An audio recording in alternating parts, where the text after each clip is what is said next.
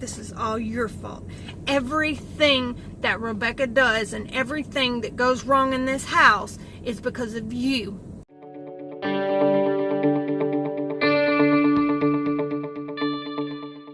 What's up, YouTube? How y'all doing? I am currently doing a batch of videos, so if I seem like I look the same in all my upcoming videos, it's because I do. I'm currently at McDonald's picking up so much. But anyways, I would like to talk to you guys about the time I ran away from home. This is a kind of an emotional, hopefully I won't make it too long. You know, I've been wanting to tell this story for a while, but as you may know, I have kind of been on a hiatus from YouTube, coming up with some, what I hope is great content for you guys. So I'm not going to do the whole follow me on social media and do this and do that and do that. Everything will be linked in the description. Subscribe if you like my channel. If you don't, still subscribe. Yeah, give this video a thumbs up. So this story takes place in San Diego, California, more directly in San Ysidro, California, which is where I went to high school. I went to a high school that had 3,000 students for 9th through 12th grade. We had security guards. It was a great school. I loved it. All the Mexicans from Mexico went to school there because that was the closest school to the border.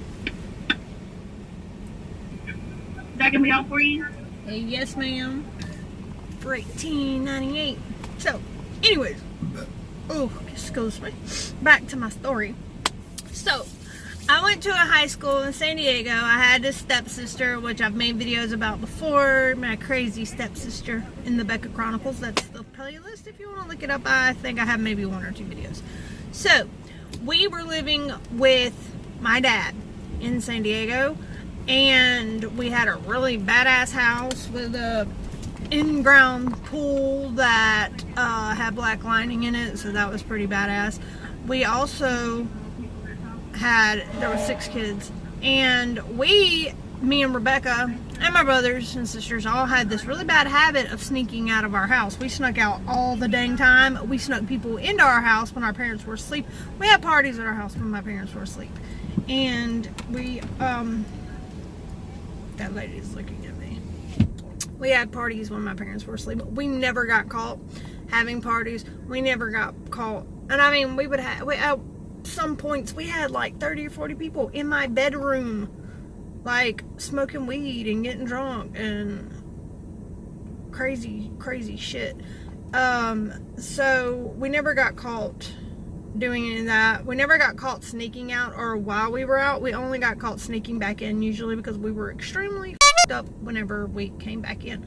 So my stepmother's name was Lucy. I'm not making no makeup names for her. She's a bitch. We called her Lucifer. That's who she is. She blamed me for everything that my stepsister did. She blamed me because I was my daddy's little girl. I was his only girl.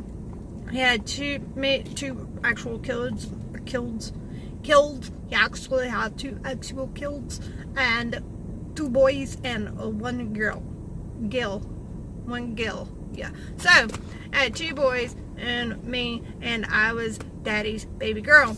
And Lucifer did not like that at all. She hated me. And to show how much she hated me, she called me Jessie. I hate being called Jessie. I hate that name. So that ain't the only reason why she like, there was a bunch of other shit. So during the summer of 1999, I ran away probably 20 times. Just for a day or 2 here and there, you know, usually with Rebecca. I think 1 other time, but for the last time I had ran away without her, but I was only gone a night. Hang on 1 second. Have a nice day. You too, thank you. They're so friendly. So back to the story at hand. So I ran away a bunch of times with Rebecca, only once other time by myself, and my parents called the cops. I was at these people's house. they made me hide by, like, in this, it was like a ghetto-ass apartment complex with a ghetto-ass busted laundromat, and they made me hide down, like, by the wash machines in the laundromat, and the cops found me. Then they, like, said I was on all kind of drugs that I actually weren't on that night. I'd just been drinking tequila, but I was not on drugs then. I was on drugs every other time. Okay, anyways, so that night with the took place with the cops, that was actually like a month before I initially ran away for good. Like I said, I've been partying, running away, doing all kinds of crazy shit with Rebecca, and 2 weeks before I ran away the last time, me and Rebecca actually ran away then too. We went with Mario, which is my ex-husband, the guy that I ran away with. We went with him to Las Vegas. We were there 3 days, and his mom called my dad, and my dad came to Las Vegas and picked us up. Then we went home. We didn't get grounded because Dad was tired of grounding us. Like, it was pointless because it didn't work. Like, this man put bars on our windows. He changed all the locks, made the locks where they're indoor and outdoor keys, all that crap. Like, if our house would have burnt down, in his mind, or his thinking, the way he thought was doing all this, he did everything but get a security system. We would have burnt alive in our house because we wouldn't have been able to get out. But we're little convicts. Like, we were smarter than your average bear, so we could get in and out of the doors without the keys. We could get out the windows that he had put bars on. He even nailed our windows shut, and we like pried out the nails and the screws, and like we would put them back in place so it looked like they were never messed with. Yeah, so we didn't get grounded or anything. It was an emotional time or whatever.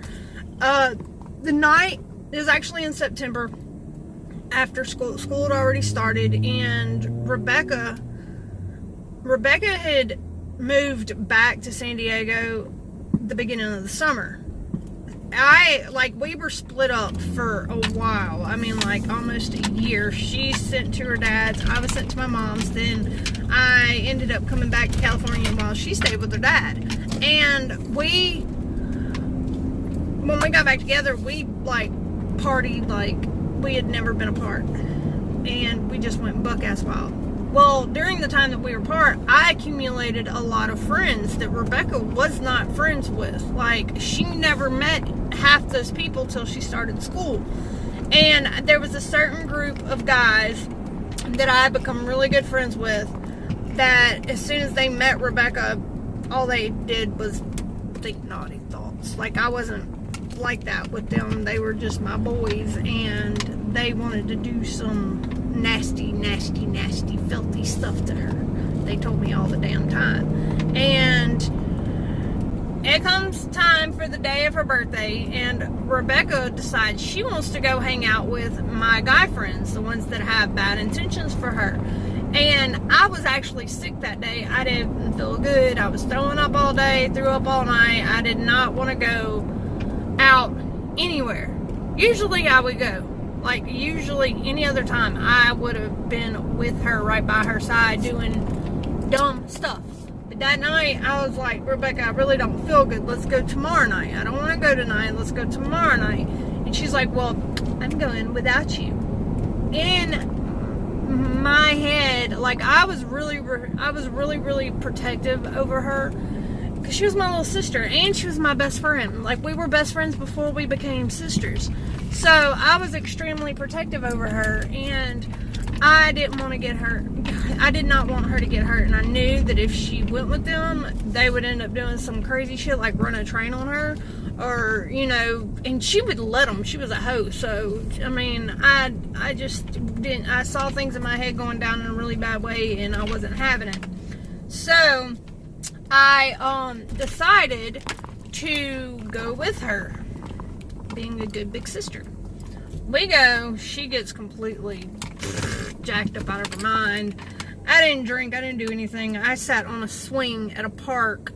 I mean, that's where we hung out at with another friend, and we just talked. Like, that's all we did all night. Well, it's like 5 o'clock in the morning, We knew that Dad and Lucifer were about to get up to go to work, so we're like, all right, we're gonna go back home. I don't know why we decided to go in the front door, because we never came back in going through the front door. We always went back through our window.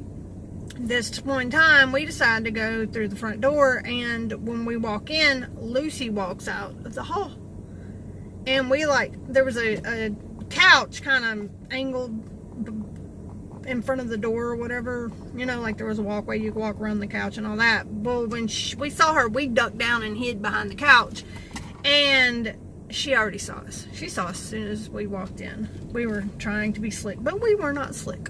So she blew up like so bad. She went and got my dad. My dad's like, all right, here's the deal. I'm not going to ground y'all, because I'm, already past all the grounding shit. What y'all are going to do is y'all are going to sit on this couch, and when the sun comes up, y'all are going to start doing your work, and y'all going to stay up all day, and y'all going to do your work all day. And I'm like, all right, fine, I'm cool with that. I sat down. Rebecca went off. She was like, no, I ain't. I'm about to go to bed. Like, she was yelling at them. They were yelling at her. I'm just sitting there like, oh, don't feel good. I have a headache. I feel like crap, but I'll do whatever. Rebecca goes in the room, locks the bedroom door, and gets her ass in bed. And my dad kicked the door off the hinges. I mean, kicked it off the hinges. He got the belt and he tore her ass up. My stepmom and my dad start fighting. Rebecca's fighting with my dad. Lucy's fighting with my dad and Rebecca. And she just comes up to me and she's like, this is all your fault. Everything that Rebecca does and everything that goes wrong in this house is because of you. My poor emotions just couldn't handle it. So I go out in the front yard, and I sit on the curb and I'm just crying. And I'm like, why is everything dependent on me? Why am I? It's always my fault. I hate my life. Blah, blah, blah, blah, blah. Well, about that time, Rebecca comes outside and she's like, storms out the house, and she's like, come on, we're leaving. So we just start, while I'm like, how about we just walk around the block, let them calm down, and then we'll come back and, things will be cool. She's like, all right, whatever, fine, we'll do that.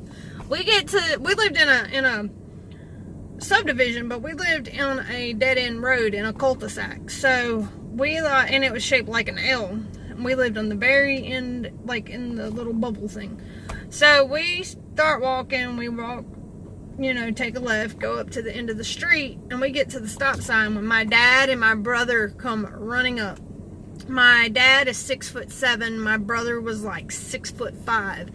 Rebecca's like 5'2", and I'm 5'5". I haven't grown since I was 12 years old. So Justin tackles Rebecca onto the ground, and my dad grabbed me by my arm, and when he did, I went to yank away from him, and he slapped me, and I hit him back.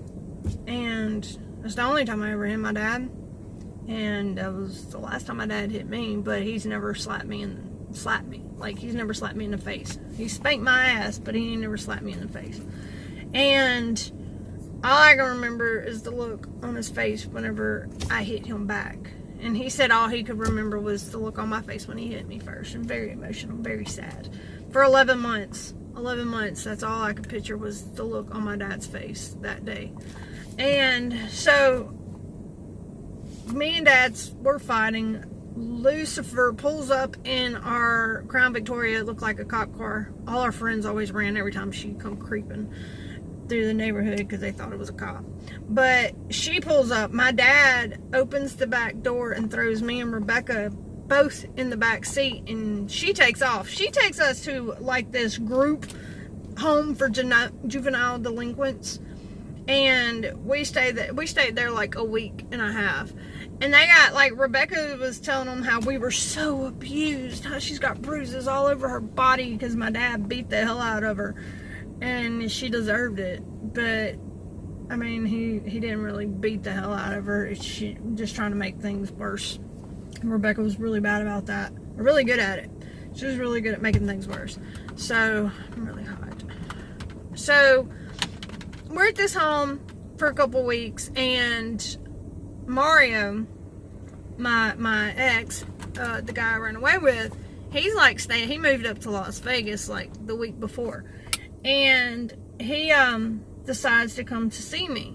Well, I was talking to the group home lady because they had different people that come stay there or whatever, which they were really, really freaking cool. They'd like take us on like outings to really cool ass places and stuff. I mean, it was cool. It was not as bad as I thought it would be. But they, one of the chicks was like, if you want, I was like, I'm leaving. I'm going to Las Vegas. I'm going to run away again. I told her I'm like gonna leave, and she's like, well, if you decide to leave, I'll give you 24 hours before I contact the authorities or your parents. And I'm like, hell yeah. So I leave. I go, Mario meets me that morning. I go to leave to go to school, act like I was going to school, and Mario meets me down at the beach at this pier in Imperial Beach, which is like another part of San Diego. He meets me down there. And I hug it out with Rebecca, and I'm like, I love you. I don't know when I'll see you again. I have never seen her since that day. And I was like, I love you, and I don't know when I'll see you, talk to you, whatever, blah, blah, blah. And we left. We went to Las Vegas for like, we were only there for 3 days because on the second day, we were riding down the strip. Mario had a system in the back of his car, and we like to bump it like really, really loud and listen to techno music. So yeah, we were going down the strip, and a cop pulls us over, and the cop gets us out of the car onto the sidewalk where there's a news reporter, and they're doing a story about just people getting pulled over on the strip or whatever. So then guess what, your girl's on TV. And I just ran away, and I was like, shit. So the next day, because I was scared my parents were going to see it, they're going to know where we were, we jump in the car and we head to Mexico, because that's where Mario's family's from, Rosarito. So we stayed in Rosarito for like 6 months. And during that time, I went to jail. I think I already made a video about that, going to jail in Mexico, which sucked. And I loved it. We lived like a mile from the beach, and we lived up on this hill, and like we had our house was freaking ghetto though. I lived upstairs, and to get to my room upstairs, I had to climb a ladder, like outdoors. Yes, it was really cool, but it was ghetto, but I liked it. But so anyways, well, I'm going to try to wrap this up really fast because I know this is getting ridiculously long. So we live in Mexico for 6 months, and Mario decides he wants to go back to Vegas to work because he was working across the border in San Diego and driving. He'd get up at like 3 o'clock every morning, go to work, and he wouldn't get home till like 10 or 11 o'clock at night. This white girl stuck in Mexico, don't speak a lick of Spanish, and nobody there spoke English. So I learned Spanish by like pointing to pillows with these little kids. Those 3 little Mexican kids that didn't speak English at all. By the time I left, they spoke good English, and I spoke Spanish. But I like point to pillows and the couch and dogs, and like just point at shit, and I'd say it in English and they'd say it in Spanish. And that's how I learned Spanish. Well, I liked it, you know, it was cool. Mario got tired of it, so he wanted to move back to Las Vegas. I freaking hate Las Vegas. That sucked so bad. So we moved back to Las Vegas, and I found out I was pregnant like a week later. Like I was already like 2 months pregnant, something like that. So found out I was pregnant, lived in Vegas, hated it there. Didn't get along with hardly anybody. Didn't know anybody. Lived in a house with this chick named Rosa, an old lady that had went through menopause but wouldn't take her medicine, so she was a bitch. And I just pretty much kept myself locked in a room the whole time I was pregnant because I didn't have any friends. I didn't know anybody. Mario had friends, but I mean, it was his family. So he felt fine. I felt completely out of place. So it gets closer to time to me to have Isabel, and like I started missing my family really bad. But at this point, you know, it's been what, like 10 months already. I was scared that if I called my dad, he would take my daughter away and Mario would go to jail, and it would be this big horrible thing. So the only reason I did not call my family before I did was because, one, I was stupid, and two, I was scared. I was scared of what would happen, and I was, you know, not so much my dad, but my stepmom, you know, like, she's the reason why I stayed away for 11 months. So, the day I have Isabel, everything's great. I have her. Mario's the only person there that I know, so he's the only one there that came to see me in the hospital. But I was just happy to have my daughter. The first time I got to look into her eyes and hold her was like the best moment in life, besides holding my son and looking into his eyes. So Isabel's born. She's perfect. Everything's great. 3 days later, they throw me a surprise baby shower, which was so surprising because, seriously, I didn't get along with anybody. I didn't know anybody. There was like one chick that had ran away too, in the same age as me, and we just had babies together. I mean, like, she was the only one, but we weren't like, oh, best friend terms, you know. I mean, we went through a lot of shit together, but we weren't like, you know, like, I'll tell you my secrets and you tell me yours type shit like that. Everybody starts talking about how Isabel looked so yellow. Like, she looked like mustard. Like, she was super, super, super yellow. And I was just like, that's just what she looks like, you know. So I take her for a checkup like the next day or so, and they said that she had jaundice. And then they explained to me what jaundice is, and it's where her liver didn't develop all the way, and they had to put her in baby ICU, the neonatal, and she ended up having to have 3 blood transfusions. And it was a big deal. One of the nurses, like, she had a catheter that went through her belly button to her heart. And one of the nurses changed out all her blankets and her stuff or whatever. And one of her cables, her little IV line things that had her blood pumping through it, came loose. And they had it taped to a little bottle so that she couldn't pull on it.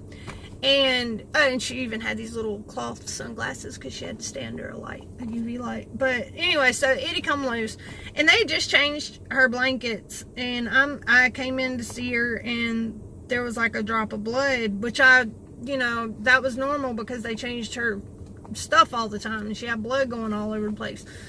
So that was normal, but after a minute, that blood spot just started getting bigger and bigger, and then I started freaking out, and I picked up that bottle, and blood's just pouring down the side where it came disconnected. So I'm freaking out, and I'm like, I need some help, I need some help, I need somebody to come help me. And this nurse comes up, and she's like, what did you do to your daughter? You're trying to kill your daughter. And I'm like, no. I went off on her. I went off on her so freaking bad, and I told them, I was like, y'all keep her away from my kid. Keep her away from my child, because she almost killed her, so she had to have another blood thing done. And then the counselor for the hospital comes in, and she's like, we're doing this group therapy session for all the parents, and we do it, you know, all the time, and we'd like for you to come. Because, I mean, I'm 17 years old. I'm a runaway. I don't have any family. I'm in the hospital with a child in neonatal. Her dad works all the damn time, so I was all by myself. So we had this little group thing, and then afterwards, the lady was like, where's your parents? And I was like, I don't know where my dad is. Last time I heard from him, he was in San Diego. My mom's in Texas, but I don't know her number. I don't know anybody's number. And she's like, well, who does your dad work for? And I told him, and she was like, well, if I get in touch with your dad, would that be okay? And I was like, I sat there for a minute. I was like, I'm really scared he's going to take my kid away. And she's like, they can't do that, and not in Las Vegas. Like, he can't take your child away, he can't do anything to you, but you need your parents. So I was like, yeah, you can call him. And I was really nervous. I was shaking and I was crying. And so she calls SIPCO in San Diego and asked to talk to my dad, and they were like, he's not here, he's in San Francisco. So she played phone tag with like 50 different people, which all the people at my dad's work, like, he worked for a big company, but my dad was really high up on the food chain there, so everybody knew him, and everybody knew the situation of what was going on with me.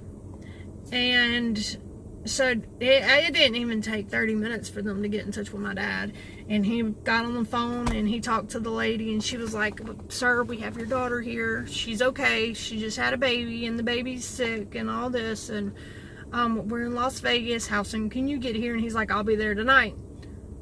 Or, no, the next morning, very first thing next morning. Well, that night, him and my brother decided to go get drunk somewhere. I don't know how. My dad got drunk. I don't know. He was excited. He missed his flight the next morning to come see me because he overslept. So he didn't get there till the next afternoon. And I went to, by this time, like, they had let Isabel out of the hospital that day. So we go to the airport, and I remember when Dad walked out off the boarding thing, and he walks up, and he just comes up to me, and he just grabs me and hugs me. He like, my dad always had to get on his knees because he's so tall. So he like got down on his knees, and he's like hugging me, and he sees my daughter, and he just grabs her up, and he's like, oh, I've missed you so much. He's crying, and I'm crying, and it's just so emotional.